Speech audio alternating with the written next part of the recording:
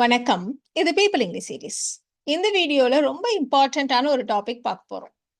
என்ன டாபிக் அப்படின்றத தெரிஞ்சுக்கிறதுக்கு முன்னாடி, இங்க இருக்கிற இந்த சென்டென்சஸ் பாருங்க. பாப்கார்ன் சாப்பிட்டுக் கொண்டு குழந்தைகள் படம் பார்த்தனர். இல்லனா பாப்கார்ன் சாப்பிட்டபடி குழந்தைகள் படம் பார்த்தனர். அப்படி கூட சொல்லலாம். ஒரு கனமான பையை தூக்கிக் கொண்டு அவள் உள்ளே வந்தாள். ஃபோனில் யாரிடமோ பேசிக்கொண்டு அவன் எங்கோ சென்றான். இப்படிலாம் நம்ம சொல்றோம் இல்லையா? ஸோ இந்த மாதிரி சொல்றதுக்கு எந்த கன்ஜங்ஷனை யூஸ் பண்ணலாம் அப்படின்னு யோசிச்சு பாருங்க. ஜென்ரலா இந்த மாதிரி டூ சைமல்டேனியஸ் ஆக்ஷன் பத்தி பேசுறப்போ, சாப்பிட்டுட்டே இதை செஞ்சாங்க, பைய தூக்கிக்கிட்டே உள்ள வந்தா, யார்கிட்ட பேசிக்கிட்டே அவன் வெளில போனான், இந்த மாதிரி நம்ம சொல்றோம் இல்லையா? ஸோ இந்த மாதிரி டூ சைமல்டேனியஸ் ஷார்ட் ஆக்ஷன் இதை பத்தி நம்ம பேசுறப்போ நாம ப்ரெசன்ட் பார்ட்டிசிபிள்ஸை யூஸ் பண்ணுவோம். ஸோ ப்ரெசன்ட் பார்ட்டிசிபிள்ஸ் அப்படின்னா என்ன, இதை எப்படி யூஸ் பண்றது, இதை யூஸ் பண்றப்போ வேற எந்த டென்ஸையும் நம்ம யூஸ் பண்ணலாம், இதை பற்றிலாம் தான் நம்ம டீட்டெயிலாக பார்க்க போகிறோம். ஸோ ப்ரெசன்ட் பார்ட்டிசிபிள் அப்படின்றது என்ன அப்படின்னா, வேர்போட ஐஎன்ஜி சேர்த்து யூஸ் பண்ணுறது, அதுதான் நம்ம வந்து ப்ரெசன்ட் பார்ட்டிசிபிள்ஸ்ன்னு சொல்லுவோம். வேர்போட ஐஎன்ஜி சேர்த்து யூஸ் பண்ணுறதை நம்ம ஜென்ரலாக V4 அப்படின்னு நம்ம சொல்லுவோம். ஆனால் இந்த V4 இந்த வேர்ப் ஐஎன்ஜின்றது ரெண்டு நேமில் இருக்குது. ஒன்று வந்து ஜெரண்ட், அதை வந்து நம்ம நவுனாக யூஸ் பண்ணுவோம். பார்த்தீங்களான்னா ப்ரெப்போசிஷன் பக்கத்தில் வர்றதெல்லாம் இந்த ஜெரண்ட்ஸ். நம்ம இதுக்கு முன்னாடி லாஸ்ட் வீக் பார்த்த இன் plus V4, on plus V4 இதுலலாம் நம்ம வந்து ஜெரண்டாக அதை யூஸ் பண்ணோம். இப்போ நம்ம பார்க்க போகிறது பார்ட்டிசிபிள். வேர்போட ஐஎன்சி சேர்த்து எந்த ப்ரெப்போசிஷனும் இல்லாமல் தனியாக யூஸ் பண்ணுறப்போ அது வந்து ஒரு பார்ட்டிசிபிள். ஸோ இந்த ப்ரெசன்ட் பார்ட்டிசிபிளை யூஸ் பண்ணி சென்டென்சஸை நம்ம வந்து கம்பைன் பண்ண போகிறோம். இந்த மாதிரி கம்பைன் பண்ணுறப்போ பார்த்தீங்களான்னா, இந்த மெயின் கிளாஸ் ஒன்று இருக்கு இல்லையா, ஒரு மெயின் ஆக்ஷன் ஒன்று இருக்கும் இல்லையா, அந்த பார்ட், அதாவது ஈஸியாக சொல்லணுமானா ஸ்டேட்மெண்ட் 2, அது வந்து ஒன்று பாஸ்ட் டென்ஸில் இருக்கலாம், இல்லை எப்போவுமே நடக்கிற விஷயத்தை பற்றி சொல்கிறதா இருந்தால் சிம்பிள் ப்ரெசன்ட் டென்ஸ் யூஸ் பண்ணலாம், இல்லை ஏற்கனவே ஆரம்பித்து அதோட எஃபெக்ட் இப்போ வரைக்கும் இருக்குது அப்படின்னா நம்ம ப்ரெசன்ட் பர்ஃபெக்ட் டென்ஸில் சொல்லுவோம். ஸோ இந்த டென்ஸில் தான் நம்ம யூஸ் பண்ணுவோம். எக்ஸாம்பிள்ஸ் பார்க்குறப்ப அப்படியே நீங்கள் பார்த்துட்டே வாங்க. ஸோ இப்போ நம்ம எக்ஸாம்பிள்ஸ் பார்க்கலாம். இப்போ இந்த சென்டென்ஸ் பாருங்க. நம்ம சாதாரணமாக ஏதாவது ஒர்க் பண்ணுறப்போ ஏதாவது ஒரு பாட்டை முணுமுணுத்துக்கிட்டே பண்ணுவோம் இல்லையா? ஸோ ஒரு டியூனை முணுமுணுத்தபடி, ஒரு பாடலை ஹம் பண்ணபடி அவள் காலையில் டீ தயார் செய்தாள் அப்படின்னு நம்ம சொல்ல போகிறோம். ஸோ டீ தயார் செய்தாள் இல்லையா, பாஸ்ட் டென்ஸ். ஸோ இப்படி தான் நம்ம சொல்ல போகிறோம். ஸோ இந்த முணுமுணுத்தபடி அப்படின்னு சொன்னாலும் சரி, ஒரு டியூனை முணுமுணுத்து கொண்டு, ஒரு பாடலை முணுமுணுத்து கொண்டு அவள் டீயை தயார் செய்தாள் அப்படி சொன்னாலும் சரி. ஸோ ஒன்று இந்த படின்னு வரும், இல்லை கொண்டுன்னு வரும். இந்த மாதிரி தான் வச்சு நம்ம சொல்லுவோம். ஸோ பாஸ்ட் டென்ஸில் சொல்ல போகிறோம். இந்த பார்ட்டை வந்து நம்ம ப்ரெசன்ட் பார்ட்டிசிபிளாகவும், இந்த பார்ட்டை வந்து நம்ம வந்து பாஸ்ட் டென்ஸ்லையும் நம்ம சொல்ல போகிறோம். ஸ்டேட்மெண்ட் 2 வந்து பாஸ்ட் டென்ஸ்லையும் நம்ம சொல்ல போகிறோம். ஸோ ஒரு டியூனை முணுமுணுக்கிறதுனா ஹம் பண்ணுறது இல்லையா, அதனால humming a tune, humming a tune. Tea தயார் செய்தால், ப்ரிப்பேர் பண்ணா, she prepared the tea, she prepared the morning tea எப்படி வேணா வச்சுக்கோங்க. So humming a tune, she prepared the tea, அவ்வளோதான். Humming a tune, she prepared the tea. So இதை செய்து கொண்டே அவள் இதை செய்தாள், இது பாட்டை முணுமுணுத்தபடியே அவள் டீ போட்டாள், இந்த மாதிரி சொல்றது தான் நம்ம வந்து டூ சைமல்டேனியஸ் ஆக்ஷன்ஸ் அப்படின்னு நம்ம சொல்றோம். இப்போ இந்த எக்ஸாம்பிள் பாருங்களேன். ஒரு கனமான மளிகை பையை தூக்கிட்டு மாடிப்படி ஏற நான் ரொம்ப சிரமப்பட்டேன் அப்படின்னு நம்ம சொல்ல போறோம். ஸோ இந்த இடத்துல மெயின் கிளாஸ் பாருங்க. மெயினான விஷயம் என்னன்னா மாடிப்படி ஏற சிரமப்பட்டேன், அதுதான். ஸோ நம்ம வந்து என்ன செஞ்சோம்னா கூடவே நான் வந்து ஒரு பெரிய ஹெவியான பேக்கை நான் தூக்கிட்டு அப்படின்னு சொல்றோம். ஸோ அந்த பாட்டை தான் நம்ம வந்து ப்ரெசன்ட் பார்ட்டிசிபிள் வச்சு சொல்ல போறோம். ஸோ இந்த வீடியோவில் ஒன்லி ப்ரெசன்ட் பார்ட்டிசிபிளோட யூசேஜஸ் தான் நம்ம பார்க்க போகிறோம். பாஸ்ட் பார்ட்டிசிபிள் அதை பற்றி நம்ம இன்னொரு வீடியோவில் பார்க்கலாம். ஸோ நம்ம இந்த சென்டென்சஸ் நம்ம தனித்தனியாக ஃப்ரேம் பண்ணலாம். பொதுவாக தூக்கி கொண்டு, இந்த கொண்டு பக்கத்தில் வர்றது தான் வேர்பு. ஸோ தூக்கிட்டு போடுறதுனா கேரி, அதனால கேரியிங். ஒரு கனமான மளிகை பை, ஒரு கனமான பை, அதில் வந்து க்ரோசரிஸ் இருந்துச்சு, அதனால heavy bag of groceries, a heavy bag of groceries. So இந்த பக்கம் பார்த்தீங்கன்னா மாடிப்படி ஏற சிரமப்பட்டேன்னு இருக்கு. So I struggled to climb the stairs, I struggle to climb the stairs. Carrying a heavy bag of groceries, I struggle to climb the stairs. Carrying a heavy bag of groceries, I struggle to climb the stairs. தான் சொல்றது தான் கரெக்டுன்னு நினச்சிக்கிட்டு அவன் மற்றவங்க முன்னாடி ஓவராக பேசுகிறான், இப்படி நம்ம சொல்ல போகிறோம். ஸோ தான் சொல்வதுதான் சரி என்று எண்ணிக்கொண்டு பிறர் முன்னிலையில் அவன் ஓவரா பேசினான் அப்படின்னு நம்ம சொல்ல போறோம். ஸோ ரொம்ப காமன் சென்டென்சஸ் இந்த மாதிரி நம்ம பேசுறது இல்லையா? ஸோ இப்படி எண்ணிக்கொண்டுன்னு இருக்கு பாருங்க. ஸோ கொண்டு கூட எண்ணி அப்படின்ற வார்த்தை வருது. திங்க் பண்ணிட்டு அப்படின்னு இருக்கு. ஸோ அதனால திங்கிங் என்ன நினைச்சிட்டு தான் தான் கரெக்ட்னு நினைச்சிட்டு. ஸோ இந்த சென்டென்ஸ் பார்த்தீங்கன்னா மெயின் கிளாஸ் பாஸ்ட் டென்ஸ்ல இருக்கு இல்லையா? அதனால தான் thinking that he was right அப்படின்னு நம்ம போட்டிருக்கோம். இது பிரசன்ட் பார்ட்டிசிபிள் தான். அதாவது வேர்போட ஐஎன்சி சேர்த்தா அதை நம்ம ப்ரெசன்ட் பார்ட்டிசிபிள்னு சொல்லுவோம். அவ்வளோதான். So thinking that he was right. அவன் மற்றவங்க முன்னாடி ஓவரா பேசினான். He talked too much. எங்க மற்றவங்க முன்னாடி in front of others. So சேர்த்து சொல்லலாமா? Thinking that he was right இல்லைன்னா thinking he was right. He talk too much in front of others. He talk too much in front of others. இதே நீங்க இந்த present பார்ட்டிசிபிள பின்னாடி கூட வச்சு சொல்லலாம். அதாவது முக்கியமான விஷயம் என்னவோ அதை முன்னாடி வச்சுட்டு இன்னொரு விஷயம் செஞ்சதை நம்ம பின்னாடி கூட சொல்லலாம். அதுவும் ஸ்போக்கன்ல ரொம்ப காமன் தான். He talked too much in front of others, thinking he was right.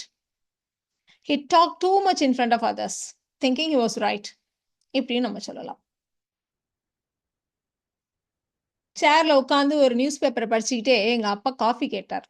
இப்படி நம்ம சொல்லுவோம் இல்லையா? ஸோ சேர்ல உட்காந்துட்டு டிவி பார்த்துட்டு சேர்ல உட்காந்துட்டு நியூஸ் பேப்பர் படிச்சுட்டு எங்கள் அப்பா காஃபி கேட்டார் அப்படின்னு சொல்லி ஏதாவது ஒன்று நடந்திருக்கும். அந்த விஷயத்தை நம்ம வந்து டிஸ்கிரைப் பண்ணுவோம். இப்படி இருந்துச்சு, இப்படி கேட்டார், இது இப்படி நடந்துச்சு, இப்படி நம்ம சொல்கிறோம் இல்லையா? ஸோ இந்த இடத்துல பார்த்தீங்கன்னா 2 ஆக்ஷன் இருக்குது. படித்து கொண்டுன்னு இருக்குது. அந்த கொண்டு அதுக்கு முன்னாடி பாருங்கள், சேரில் உட்காந்துருக்கார், நியூஸ் பேப்பர் படிக்கிறார். 2 ஆக்ஷன் இருக்குது.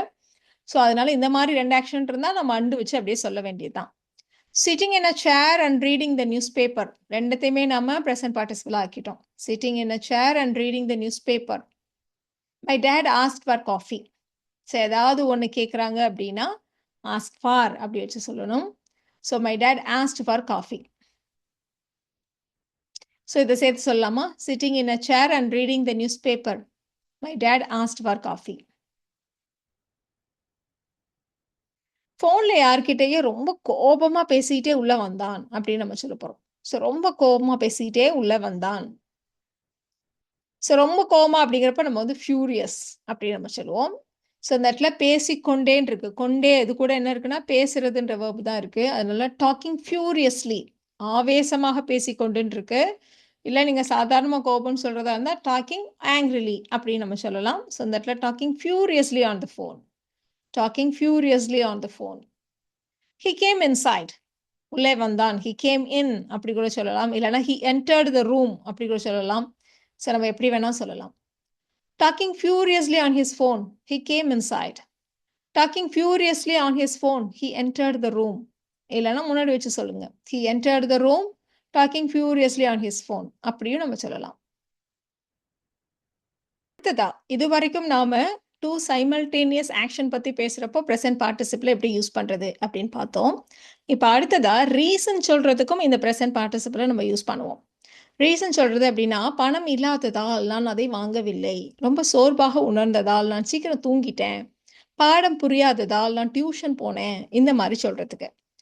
இதையும் இன் பிளஸ் V4ஐயும் நீங்கள் கன்ஃபியூஸ் பண்ணிக்கக்கூடாது. இன் பிளஸ் V4ஐ நம்ம எங்கே யூஸ் பண்ணோம் அப்படின்னா இதை செய்ததால், இப்படி செய்ததில் இப்படி நடந்து விட்டது, இப்படி செய்ததன் பலனாக இது நடந்து விட்டது அப்படி சொல்கிறதுக்கு தான் நம்ம இன் பிளஸ் V4ஐ யூஸ் பண்ணோம். இப்போ பாருங்க, இது இருப்பதால் இது இல்லாததால் இந்த மாதிரி சொல்லி அதனால இதை நான் செய்ய வேண்டியதாயிடுச்சு, இதை நான் செஞ்சேன், இந்த மாதிரி ரீசன் சொல்கிறதுக்கு தான் நாம் ப்ரெசன்ட் பார்ட்டிசிபிளை யூஸ் பண்ண போகிறோம். ஸோ எக்ஸாம்பிள்ஸ் அப்படியே பார்த்துட்டே வரலாம். பணம் இல்லாததால் இல்லைன்னா தேவையான பணம் இல்லாததால் நான் கடைக்கு போவேனான்னு அவன் முடிவு செய்தாள், இதுதான் நம்ம சொல்ல போகிறோம். ஸோ தேவையான பணம் இல்லாததால், இந்த இடத்துல நம்ம பணம் இல்லாததில் அப்படின்னு நம்ம சொல்லலை, இந்த விஷயத்தை செய்ததில் இப்படி ஆயிடுச்சு அப்படி சொல்கிறது தான் N + V4. இந்த இடத்துல இப்படி இருப்பதால் இப்படி இல்லாததால் இதை நான் செய்ய வேண்டியதாக போச்சு, இதை நான் செஞ்சேன், இந்த மாதிரி சொல்கிறதுக்கு தான் நாம் ப்ரெசன்ட் பார்ட்டிசிபிளை யூஸ் பண்ணிகிட்ருக்கோம். ஸோ இதை அப்படியே நம்ம ஃப்ரேம் பண்ணலாம்.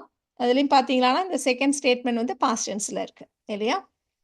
ஸோ தேவையான பணம் இல்லாததால், பணம் இருக்குது என்கிட்ட அப்படின்னா நம்ம சொல்லுவோம் ஐ ஹாவ்னு சொல்லுவோம். அப்போ மெயின் வேர்ப் வந்து ஹாவ், அதோட ஐஎன்ஜி சேர்த்து ஹேவிங் அப்படின்னு நம்ம சொல்லணும்.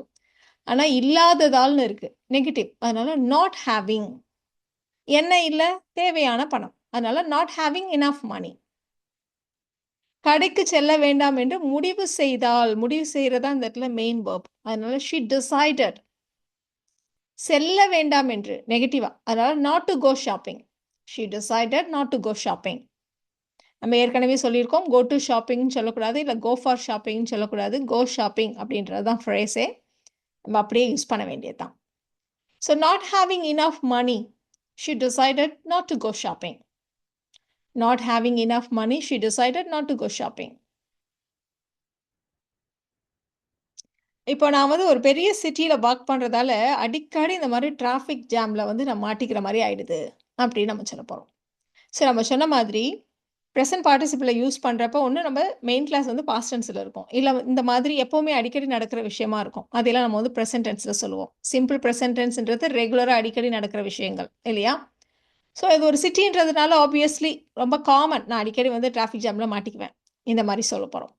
ஸோ அதனால தான் சிம்பிள் ப்ரெசன்ட் டென்ஸை யூஸ் பண்ணுறோம். ஸோ பணி புரிவதால் அப்படின்னு இருக்கு, ஒர்க் பண்ணுறதுனால. அப்போ working in a big city, ஒரு பெரிய நகரம் அப்படின்றதுனால working in a big city. இப்போ நான் அடிக்கடி போக்குவரத்து நெரிசலை சந்திக்க நேரிடுகிறது அப்படின்னு இருக்கு. இதை நாம I often encounter traffic jams அப்படி சொல்லலாம், இல்லை I often meet traffic jams அப்படின்னு நம்ம சொல்லலாம். இப்போ நம்ம இதை சேர்த்து சொன்னோம்னா working in a big city I often meet traffic jams, இல்லைனா working in a big city I often encounter traffic jams அப்படியும் நம்ம சொல்லலாம். யாரிடமும் உதவி கேட்க விரும்பாததால் நிலைமையை நானே சமாளிக்க முடிவு செய்தேன் அப்படின்னு நம்ம சொல்ல போறோம். ஸோ நிலைமையை நானே சமாளிக்க முடிவு செய்தேன்னு இருக்கு, பாஸ்ட் டென்ஸ். ஸோ நம்ம ஃபர்ஸ்ட் பார்ட்டை பாருங்க, உதவி கேட்க விரும்பாததால் நெகட்டிவா இருக்கு இல்லையா? ஸோ விரும்புறதுன்னா வாண்ட், விரும்பலை அப்படின்னா நெகட்டிவா நாட் வாண்ட்னு சொல்லிட்டு இப்போ நம்ம இந்த இடத்துல ப்ரெசன்ட் பார்ட்டிசிபிள் அப்படின்றதுனால ஐஎன்சி சேர்த்துக்க போறோம். Not wanting. பொதுவாக வாண்டோட நம்ம ஐஎன்சி சேர்த்து வாண்டிங் அப்படின்னு கண்டினியூஸ் டென்ஸில் ஜென்ரலாக யூஸ் பண்ண மாட்டோம். ஐ வாண்ட் த புக் அப்படின்னு சொல்லுவோமே தவிர I am wanting the book அப்படின்னு நம்ம சொல்லவே மாட்டோம் இல்லையா? அது ஒரு ஸ்டேட்டிவ் வேர்ப். ஆனால் இந்த மாதிரி ப்ரெசன்ட் பார்ட்டிசிபிள்ஸில் மட்டும்தான் நம்ம இந்த மாதிரி ஐஎன்சி சேர்த்து யூஸ் பண்ணுவோம். ஸோ நாட் வாண்டிங், உதவி கேட்கன்னு இருக்கு, அதனால not wanting to ask any one for help, யாரிடமும் உதவி கேட்க. Not wanting to ask any one for help. நானே நிலைமையை சமாளிக்க முடிவு செய்தேன். முடிவு செய்தேன், I decided to handle the situation my self.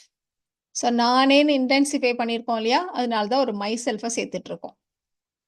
I decided to handle the situation myself. அப்போ சேர்த்து சொன்னோம்னா not wanting to ask any one for help, I decided to handle the situation my self. அதே மாதிரியான இன்னொரு sentence தான் நம்ம இப்போ சொல்ல போகிறோம். அவளோட மனசை புண்படுத்த விரும்பாததால் நான் அவளை எதுவும் கேட்கவில்லை அப்படின்னு நம்ம சொல்ல போகிறோம். ஸோ நான் எதுவும் கேட்கவில்லை, அதே விரும்பாததால் இப்படி தான் இருக்கு, அதுதான் நம்ம ப்ரெசன்ட் பார்ட்டிசிபிளில் திரும்பவும் நாட் வாண்டிங் அப்படின்னு போட்டிருக்கோம். பட் இந்த இடத்துல என்ன விரும்பலை, அவளை ஹர்ட் பண்ண விரும்பலை, அவளோட ஃபீலிங்ஸை ஹர்ட் பண்ண விரும்பலை, அதனால டு ஹர்ட் ஹர் ஃபீலிங்ஸ். நான் எதுவும் கேட்கவில்லை, ஐ டிடன்ட் ஆஸ்க் எனிதிங். சேர்த்து சொல்லலாமா? Not wanting to hurt her feelings, I didn't ask her anything. Not wanting to hurt her feelings, I didn't ask her anything.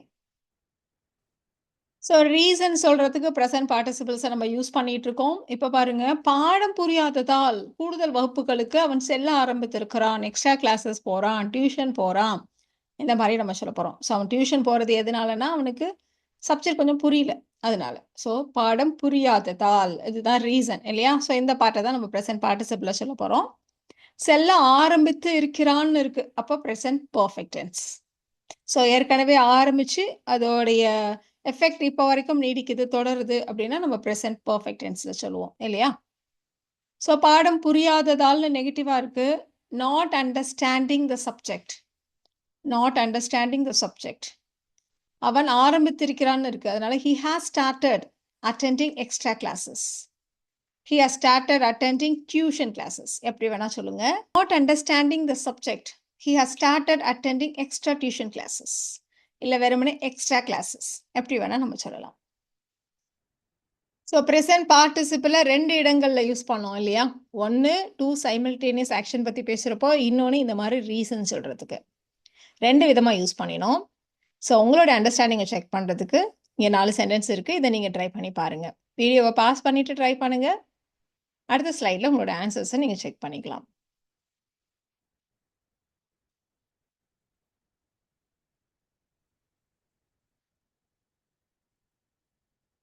So இந்த வீடியோல நாம present participles use பண்ணி எப்படி சென்டென்சஸ கம்பைன் பண்றது அப்படின்னு தெரிஞ்சுக்கிட்டோம். இந்த வீடியோ உங்களுக்கு யூஸ்ஃபுல்லா இருக்கும்னு நெனைக்கிறேன். Thank you so much.